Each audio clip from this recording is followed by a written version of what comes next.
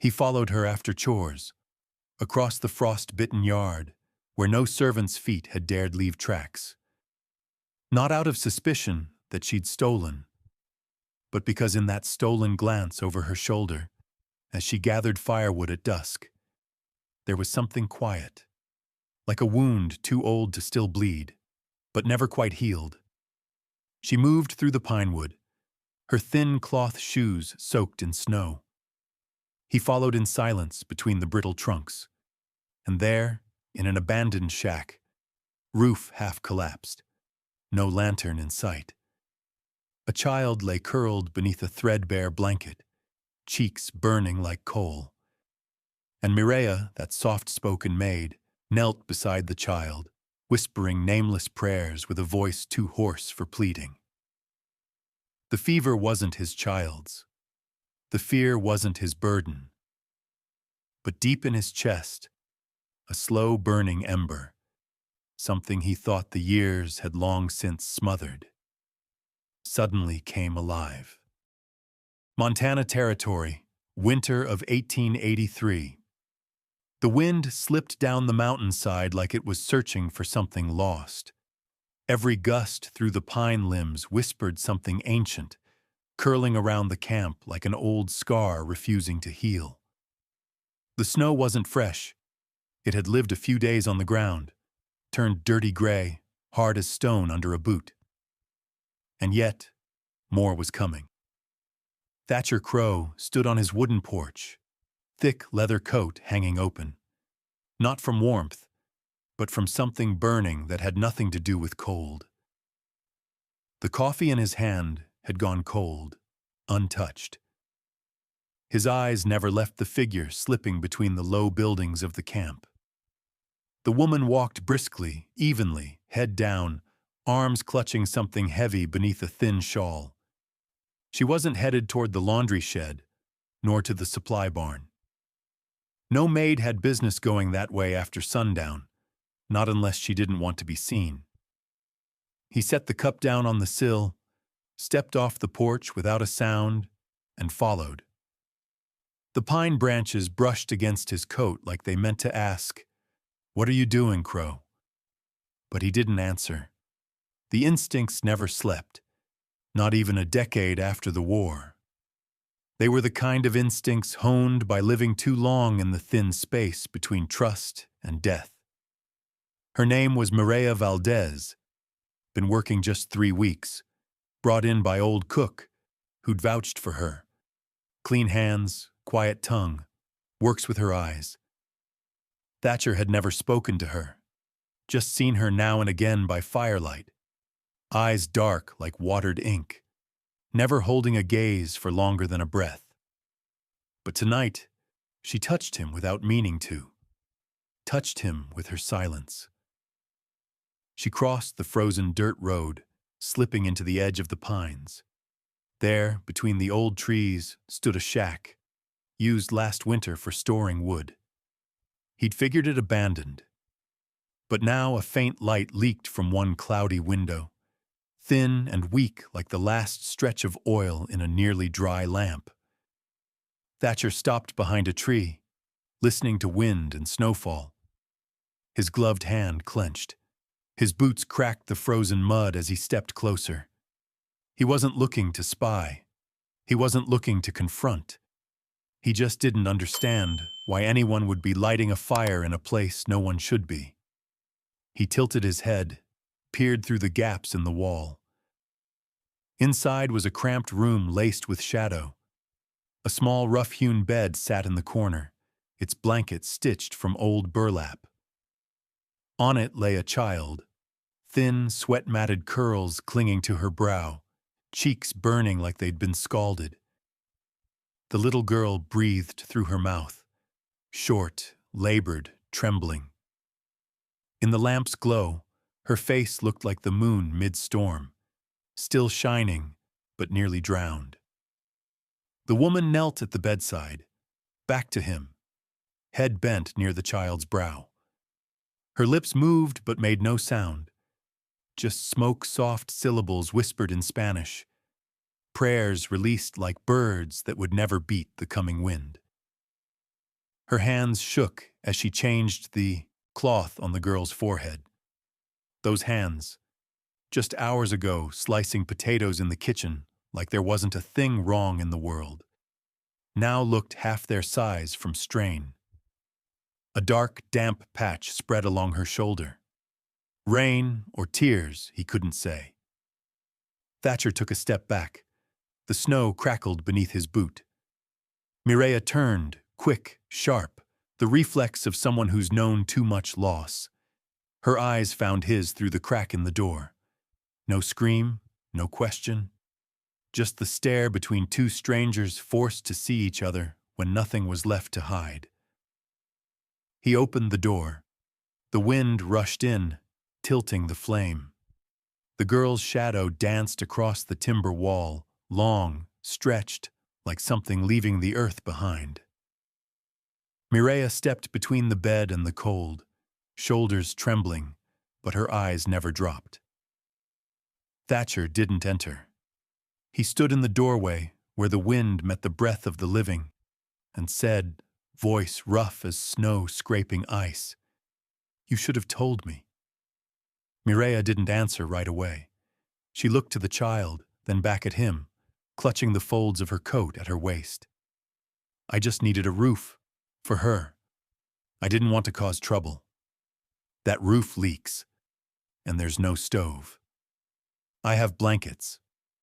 Her voice was low, not apologetic, not defiant. She didn't know he'd once cradled a young soldier as the boy froze to death in a trench, just for lack of one more coat. Thatcher looked at the child, then at the lamp. Short wick, small flame, light tilting like a no. He didn't ask more, didn't scold, didn't measure right or wrong. There was no room for correctness when a child was breathing like the earth hadn't quite decided to let her stay. "Pack what you have. You and the girl are coming to the main house. Second floor sitting room, close to the hearth." Mireya shook her head. Not hard, but sure. "I'm hired help. I can't—" "It's not for you," he cut in, voice low as coals. "It's for her." Then he turned. Didn't wait for her yes, didn't wait for thanks, because he knew.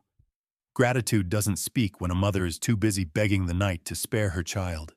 And that was the first time Thatcher Crowe walked through the fog in his chest, not to hunt an enemy, but to bring home two souls he'd never imagined dreaming about.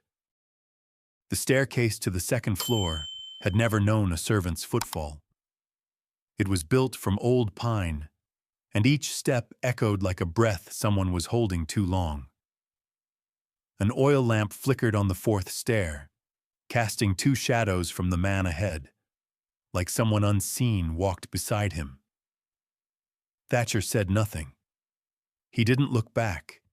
He moved in steady strides, not rushed, not slow, his gait measured like everything in his life, as if each step was laid down by the same worn principles that had once kept him alive in uniform. Behind him, Mrs. Patterson, the cook, walked close to Mireya. She held a ring of keys, the clinking so faint it nearly vanished beneath the howl of the wind outside. Mireya carried Luciana, who had fallen asleep in the blue hush of dusk, her breath brushing against her mother's collarbone like a quiet apology. No one in the kitchen spoke as they passed. Some glanced, others turned away, but no words were spoken. That silence weighed heavier than any whisper Mireya had ever heard in her life. The room lay at the end of the hall, its door a thick slab of dark-stained wood. Thatcher opened it, stepped aside, and gestured inward. No invitation, no command. Just a single motion, firm and clear, like every order he'd ever given on the battlefield. Mireya entered. The room was modest but warm. A faded oil painting hung on the wall, an open field touched by the last light of day. There was a hearth, a double bed layered in thick wool blankets, and a window that looked out toward the distant mountain range, now white beneath the snowfall. Mrs. Patterson quietly stoked the fire, fluffed the pillows, and filled a copper basin at the vanity. Every movement was made with a care that didn't speak, as though she were preparing a room for kin, not for help. Luciana stirred in her mother's arms, eyelids fluttering open. "Where are we?" Mireya sat at the edge of the bed, laid her daughter onto the blankets, and smoothed her hair without a word.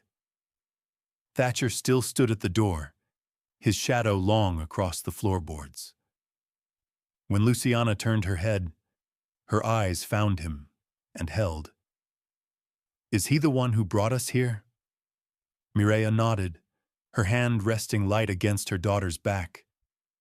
Luciana sighed and murmured something only her mother could hear. Mireya didn't respond. She kept combing her fingers through the child's hair until the girl's eyes slipped shut. But from where he stood, Thatcher saw it, the subtle tremor through Mireya's shoulders. He couldn't say if it was grief or just the unraveling of someone who hadn't exhaled in too long. He turned before she could look up. After they left, the kitchen buzzed like a stirred-up anthill. "Did you see them go up?" "She's in the guest room?" "He's never let anyone into that part of the house." Mrs. Patterson washed her hands, drying her wrists on a rough cotton towel. Child had a fever, nothing more to it. A younger kitchen girl, dark, rings beneath her eyes, bit her lip.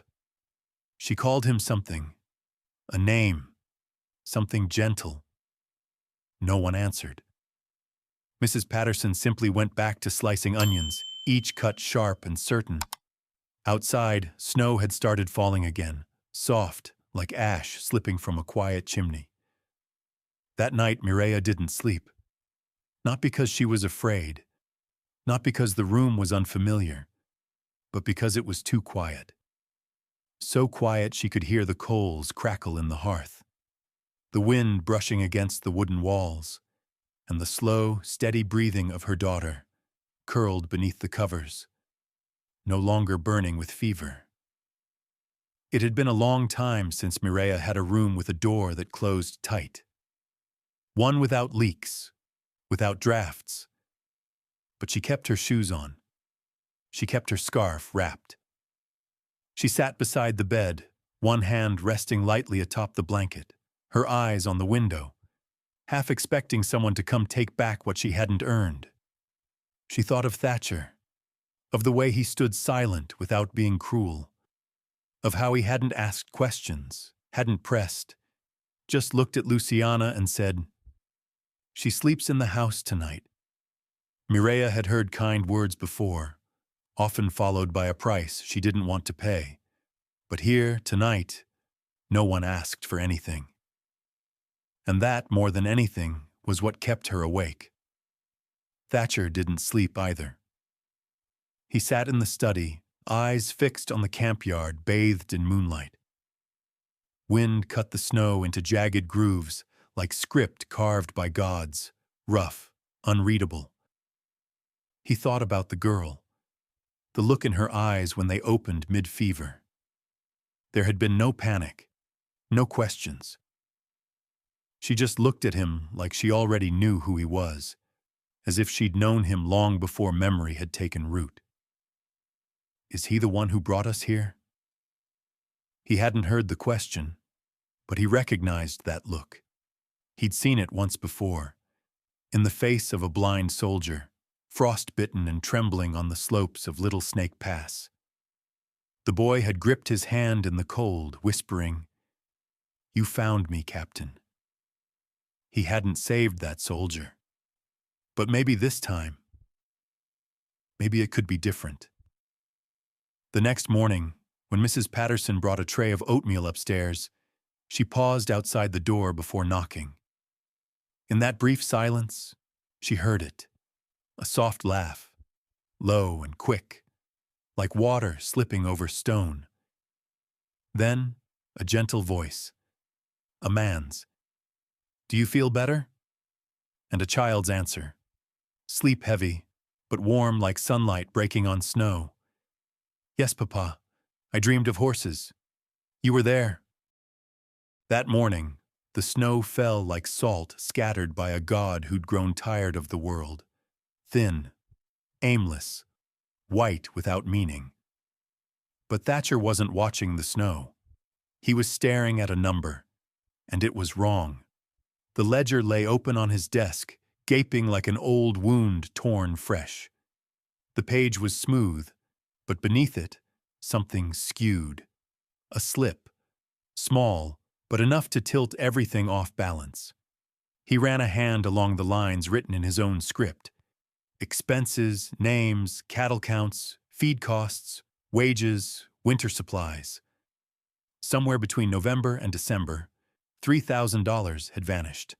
No transfers, no notes, no record of purchases, no approved advances, just gone. Thatcher closed the ledger, rested his palm on the soft leather cover, sat with it a moment, then stood. Clive O'Sullivan had a habit of resting one foot on the fence rail when smoking, as if always thinking about riding, but never actually getting on a horse. This morning was no different. Wind tugged at the brim of his hat, spinning ash through the collar of his coat. Clive nodded when he saw Thatcher crossing the yard, eyes squinting against the light, though he couldn't hide the shift in his posture. Thatcher didn't stop in the yard. He walked straight into the stables, past the stalls to the small office in the corner, with its desk, safe, and second ledger. Clive followed, his boots hitting the floor like an uneven heartbeat before judgment. "Where's the rest of it?" Thatcher asked, once the door clicked shut. He didn't raise his voice. He didn't need to. Clive blinked, a twitch at the corner of his mouth like he hadn't caught the meaning. "The rest of what?" $3,000. Gone. No invoice. No record. No approval. Clive shrugged, shifting his weight.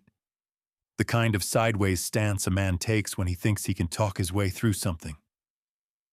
Could be a counting error, or the boys at Johnson's Supply didn't tally the freight right. Thatcher opened a drawer, pulled out a brown leather ledger, turned straight to the page, laid it on the desk between them. "Check it yourself. You wrote this." Clive leaned in, eyes scanning his own handwriting. A pause. Then he looked up. "Thatcher, you know me. I've been here 10 years. Maybe it got mishandled. I'll fix it." "Fix it?"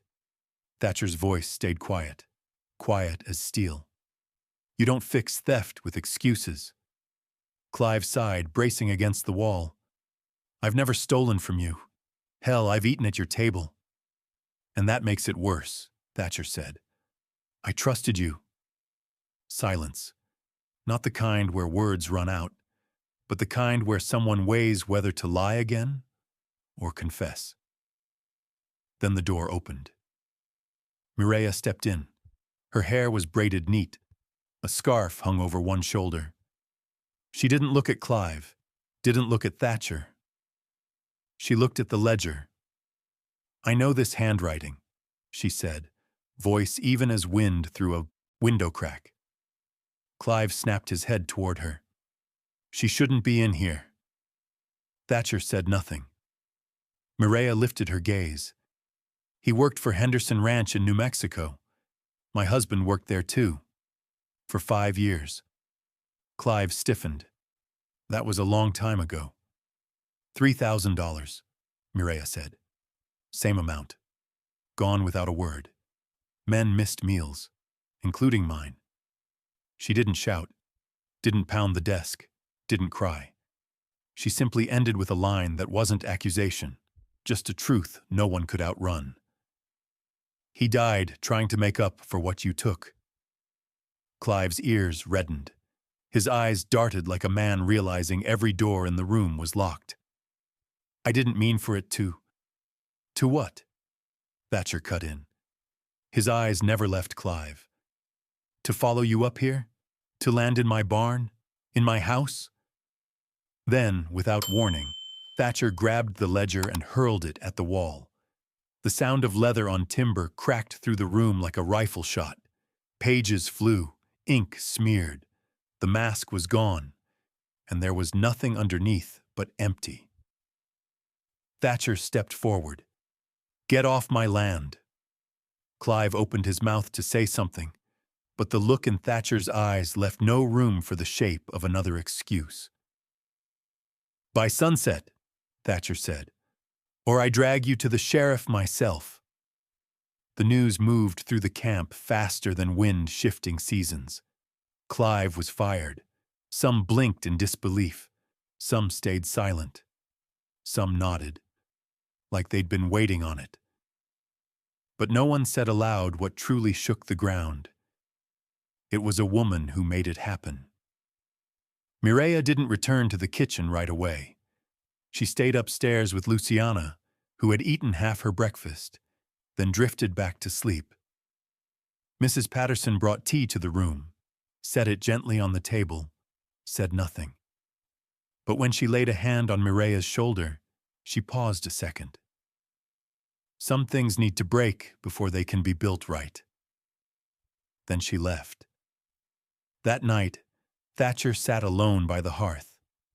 No ledgers, no papers, just a glass of whiskey he never drank.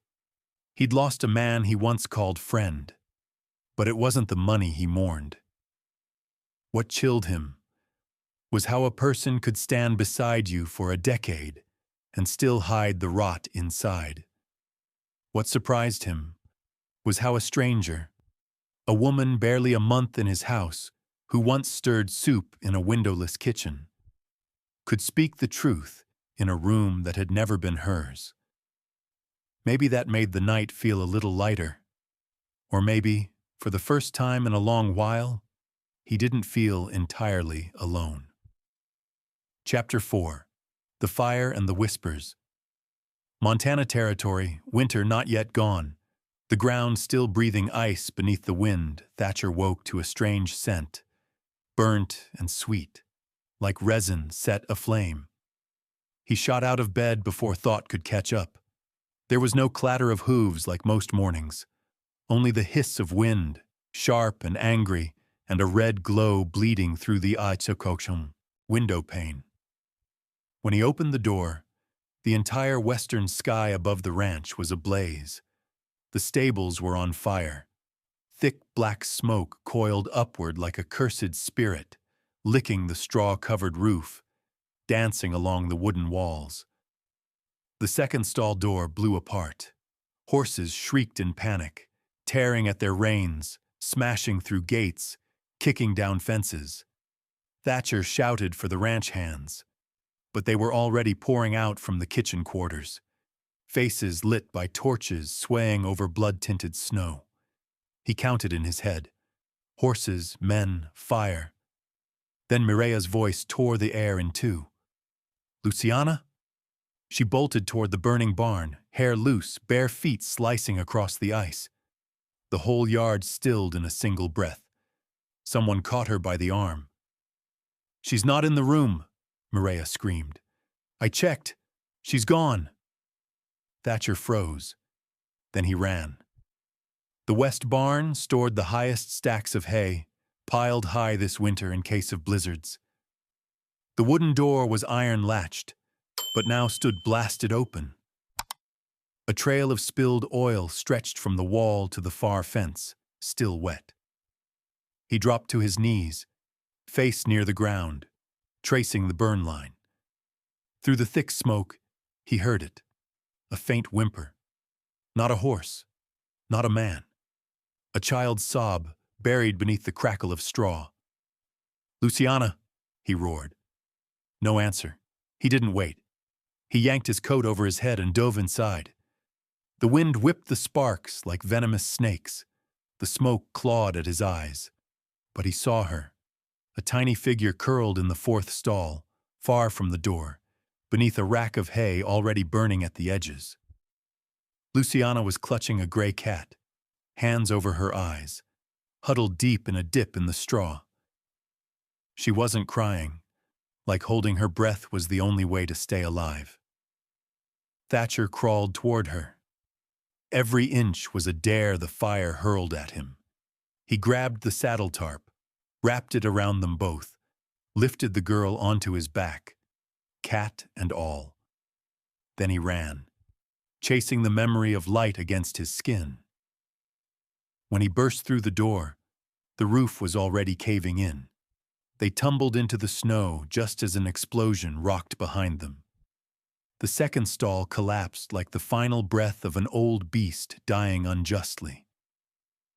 Luciana gasped in her mother's arms. Mireia didn't cry. She dropped to her knees in the snow, clinging to her daughter as if her heart could warm the world by force of will alone. Thatcher stood a few paces away, shoulders singed, palms blistered, saying nothing. His eyes fell on Luciana's soot-streaked face, then down to the small hand that still held the cat tight, like a promise to survive. By morning, the news had rippled through Dust Hollow and beyond, to places colder and crueler than any map would name. People didn't need facts. They just needed a name to whisper behind backs. She's not even his real daughter, and he ran into fire for her. They live in the same house, no marriage. That woman. She used to scrub his kitchen floor. Mireia knew. She saw the eyes that avoided hers. The greetings cut short, the hands withdrawn when she passed. But she didn't flinch. She simply held Luciana's hand a little tighter each morning as they stepped outside. Thatcher knew too. He saw the ranch hands grow hesitant. The merchants start refusing orders. The local paper using the word scandal like it came attached to his name. And while the fire was out, the whispers, colder than ice, still burned in every step they took. The first snow of the season came down in a night without wind. It fell like salt sifted through a thin cloth, silent, steady, without trying to draw attention. By morning, the entire valley was blanketed in white, and under that pale light, everything seemed to hold still, as if time had paused, as if the world was holding its breath, waiting for something that mattered. Thatcher stood by the kitchen window, a tin cup still warm in his hand. His eyes were fixed on the rebuilt stable, its new roof catching the light, the lumber still fresh and unstained by weather. Near the hearth, Mireia sat knitting a pair of gloves for Luciana. She didn't look up when he stepped closer, but the brief pause in her hands told him she'd heard. "I'll speak plain," he said, voice dry as winter wood. "If you want them to stop talking, best to give what we are a name." She turned to him. She didn't ask who he meant. She already knew. He rested a hand on the doorframe, a slow gesture, as if to steady himself. "Marry me, Mireia, not out of pity, not from duty, but because you deserve to be called by the right name, not the woman in my house, but my wife, and Luciana." He faltered. "I want to be her father, not a replacement, but someone she can name when she needs someone to protect her." Mireia didn't speak for a long time. The fire cracked softly in the hearth. Outside, a light wind blew the sound of chains clinking against a wooden post. "For me, or for peace on this ranch?" she asked. Her voice held no edge, no challenge, just the truth. He didn't blink. Both, but the first part outweighs the rest. 3 days later, a small box wrapped in cloth was left at her door. Inside was a white dress, not frilly, not lace, not silk, just thick linen, hand-stitched with care. A round neckline, long sleeves, a single line of gray thread embroidered at the collar. So simple, it felt like a prayer in fabric. Luciana leapt with joy when she saw it. She sneaked outside and found 2 winter daisies growing stubborn among the rocks, white on white, waiting to be seen, and pinned them in her mother's hair on the morning of the wedding. Mireia did not bow her head as she entered the church. She walked steady, light on her feet, but never timid. Her skirt brushed the worn floorboards marked by hundreds of shoes. But today, only one man met her gaze. Thatcher Crowe stood waiting. No black suit, no boutonniere, just a clean shirt, his long brown coat, and hands still bearing the burns from the fire 3 weeks before. And the way he looked at her, unwavering, straight through, was as if all he'd ever lost had finally found a place to rest. The preacher flipped the Bible open. The reading hadn't been chosen with care. No one really heard it. Because Mireia's eyes, calm, clear, asking forgiveness from no one, held the room in silence. An older woman in the front row nodded slowly. A limping blacksmith entered, despite having vowed he wouldn't come. But at the back, a few stood, turned their backs, and left without a sound. Luciana stood in the aisle, scattering petals, small violet blooms falling softly on Thatcher's scorched boots and her mother's simple hem. She turned and beamed. "Can I call you Daddy now?" No one answered, but no one laughed. Thatcher dropped to one knee. He didn't say yes. Instead, he unfastened a ribbon from his wrist, earth-toned, frayed, cut from his mother's handkerchief long ago. He tied it to Luciana's wrist, then offered the other end to Mireia. "Keep this," he said. "Not for the world, but for what we've already survived." When they stepped out of the chapel, the air was still cold, but the snow had stopped. The handful of people remaining stood in 2 quiet lines. No one spoke, but one man nodded. Another slipped a roasted potato into Luciana's hand like a wedding gift. They rode home together in a wagon, but as the wagon rolled out of the valley, something had been left behind. A hunting knife, its hilt carved with a skull, was buried into the trunk of the old pine tree by the chapel. Below it, a note. "Next time it won't be the barn, and we won't miss the child." No one saw who left it. No one claimed it. But everyone understood. The fire hadn't been the end. It had been a warning. And the wedding, quiet, simple as it was, had struck like a slap across the face of the town's unspoken rules. That winter brought no more storms. But doors were bolted earlier. Hired hands quietly left the ranches near the border. Some spoke low to Thatcher, saying they didn't want to get caught up in whatever this thing is between you and her. Thatcher didn't argue, didn't plead, didn't write letters. He told the steward to change the locks, asked the blacksmith to temper every horseshoe, and taught Luciana how to smell leaking oil from afar. Mireia asked him once, one quiet evening while folding laundry, "Are you afraid?" Thatcher looked up. His eyes were not cold, but they weren't reassuring either. "I once stepped over the bodies of my own men," he said, "not for any grand cause, just to live one more day." Then he paused. "But now, if there's anything worth standing and not stepping back for, it's you." From that day on, the town no longer stayed silent. But whatever they said, none of it reached the 3 who lived on the hill anymore, because they hadn't married for names. They had married to make a declaration that what the world scorns might just be the last true scrap of dignity left standing. Chapter 6. The Trial and the Child's Word. A March morning. Granite County Courthouse. The sun had barely risen above the old chapel roof, and the snow still clung to the wooden steps leading into the courtroom. But inside, the air hung heavy, thick like fog, but made of unspoken words and tightly sealed lips, and the quiet weight of too many stares. Thatcher wasn't wearing his usual leather coat. That morning, he wore black, collar unbuttoned, and leaned against the bench rail like his shoulders no longer knew how to hold anything too formal. Beside him, Mireia held tightly to Luciana's small hand. The girl sat upright, in a brown wool dress and gray shawl, clutching a handkerchief her mother had soaked with tears the night before.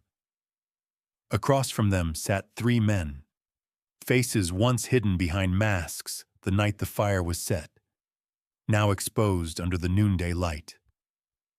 Their hair was slicked back, their shirts clean, but what betrayed them was in the eyes that couldn't meet another's for more than a breath. Judge Townsend tapped the wooden gavel once.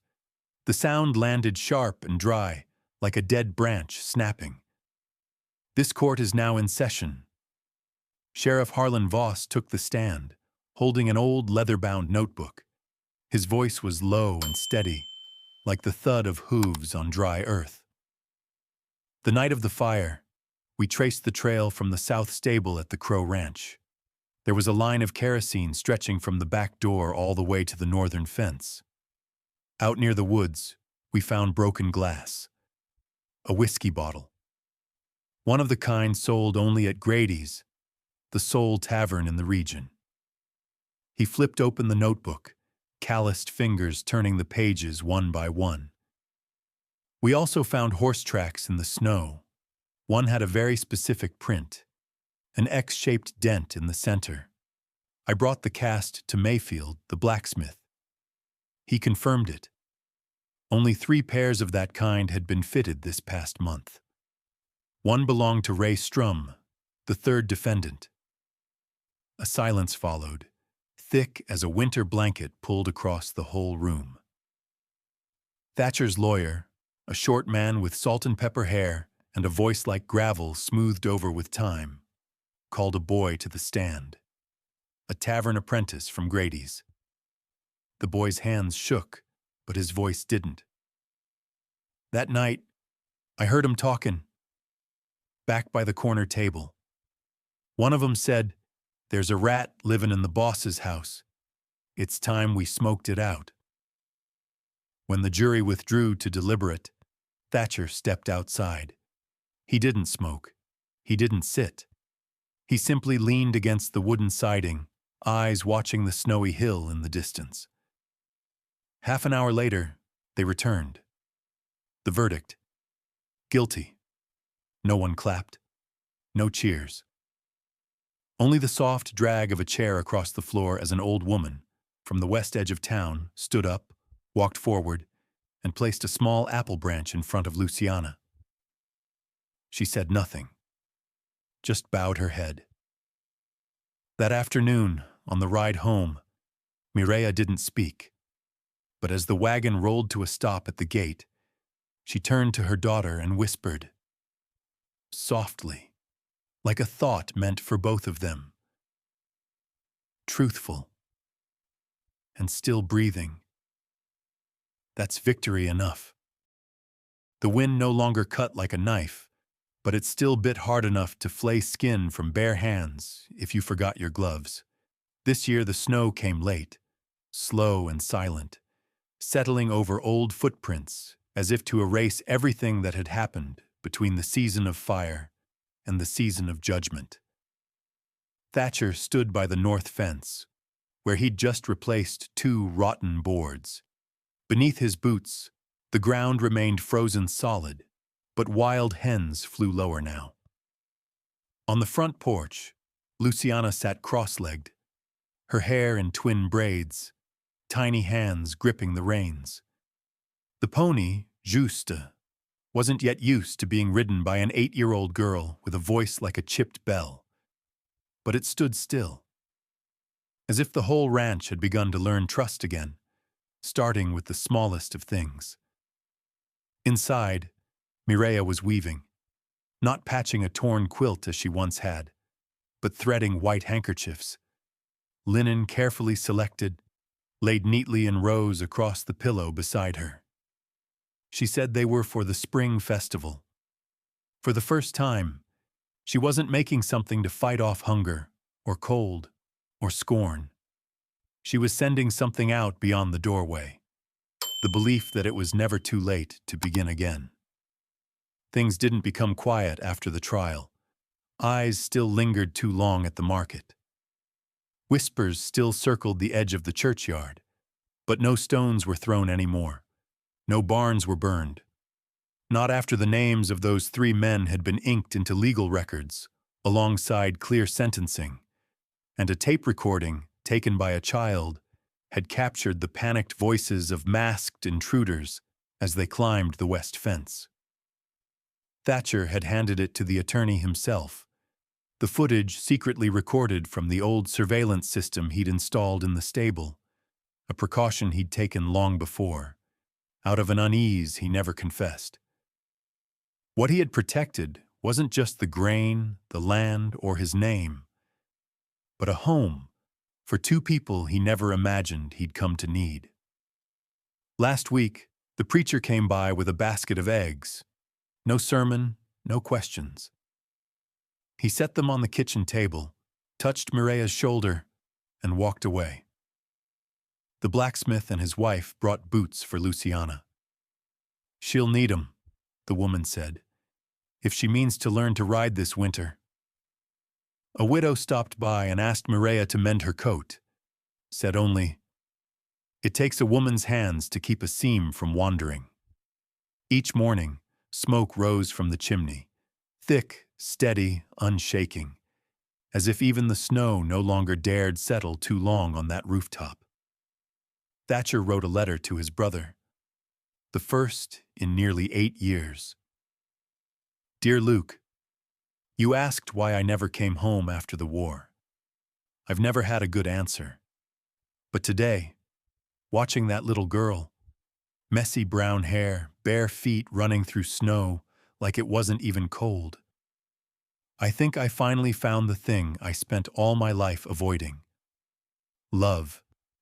Not the kind they write in books, but the kind where a woman stands beside you through all 4 seasons, never asking, never accusing, just feeding the fire when it's cold and sewing your buttons when the wind kicks up. I followed her into the dark, and somehow the light was waiting there." He folded the letter. Didn't send it. Maybe one day. Maybe never. Luciana rode the old horse Moses for the first time. Thatcher led the reins, walking slowly, but never taking control. The girl laughed like there'd never been fire, never a trial, never a day when people called her mother names, meant only for stone and dirt. She wore no shoes, her choice, and her small footprints pressed into the soft snow, fading fast, as if only those who truly stayed behind left anything worth remembering. Mireya sat on the back steps beside the old loom. The white handkerchief took shape in her lap, spun from fresh linen, not to cover wounds, but to be given at the spring festival. She didn't sing, she didn't whisper, but her eyes rose now and then, toward Thatcher and the child, spinning together in the yard like a quiet flame. Each thread drawn through her fingers stretched and softened, like a life once pulled too tight, now learning how to breathe. That night, with the wind slipping through the cracks like an old soul reluctant to move on, the 3 of them sat by the fire. No grand stories were told. Mireya dipped bread into sweet milk. Luciana dozed across Thatcher's lap. He said nothing, only rested his hand gently across her back. The smoke curled upward like a question that no longer needed answering. The land beyond the windows hadn't changed. It was still land of snow and sorrow and of people no one had ever taught how to love. But there they stood, a man, a woman, a child, quiet and still. And for the first time, the earth didn't swallow their steps. It held them. If this story made you pause for just a breath, leave us a comment to let us know you still believe in simple kindness. Tap like if your heart has ever stirred because of something quieter than the words I love you. And don't forget to subscribe to Wild West Love Echoes, where lives once forgotten still find their way home.